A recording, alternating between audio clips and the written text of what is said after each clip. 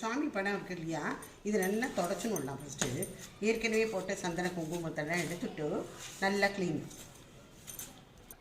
இந்த rose water கொஞ்சம் போட்டுண்டு அதுக்கப்புறமா இந்த ஜவ்வாது இதையும் போட்டுட்டு தொடச்சோம்னாக்க நல்ல மனமாகவும் இருக்கும், நல்ல வாசனையாக இருக்கிறது மாத்திரம் இல்லை, நல்லாவும் க்ளீன் ஆகிடும். பாருங்க, இன்றைக்கி நம்ம பார்க்க போகிறது மேலேருந்து எதா பண்ண முடியுமான்னு வாங்க பார்க்கலாம்.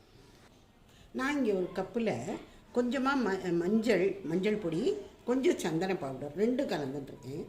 இதால் நம்ம போட்டு வைக்கலாம். மாலை போடுவோம் ஃபஸ்ட்டு.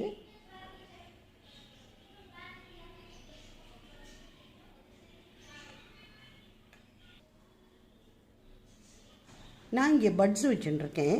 இதால் முதல்ல இந்த மாலைக்கு மேலே ஒரு மாலை போட்டிருக்கேன். இதுக்கு மேலே அப்புறமா நம்ம குங்குமம் போட்டு எப்படி இட்டு விடுறதுன்னு பார்க்கலாம். இப்போது இந்த சந்தன மாலை போட்டோம் இல்லையா, அது மேலே குங்குமத்தில் ஒட்டு மாதிரி வச்சுன்னு போயிடலாம். இது நான் குங்குமத்தை கரைச்சி வச்சுருக்கேன், கொஞ்சம் ரோஸ் வாட்டர் போட்டு கரைச்சிட்டுருக்கேன். இதை பட்ஸனால் சின்னதாக பொட்டு மாதிரி வச்சுன்னு போயிடலாம். இதுலனே நம்ம இது மேட்சஸோட குச்சி இருக்கு இல்லையா, அதாலையும் போட்டால் இன்னும் சன்னமாக சின்ன பொட்டாக வரும்.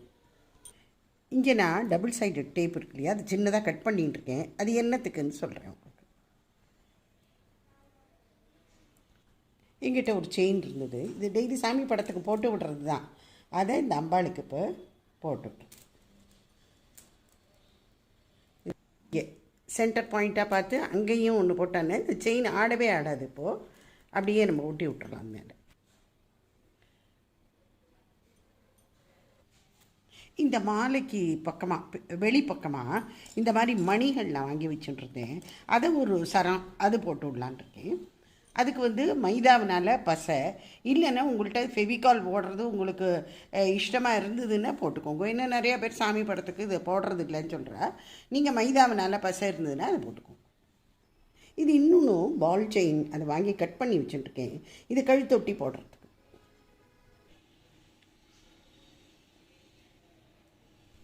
இப்போ இந்த கிரீடத்துக்கு இந்த மாதிரி இந்த மணியினால் வைக்கிறாங்க.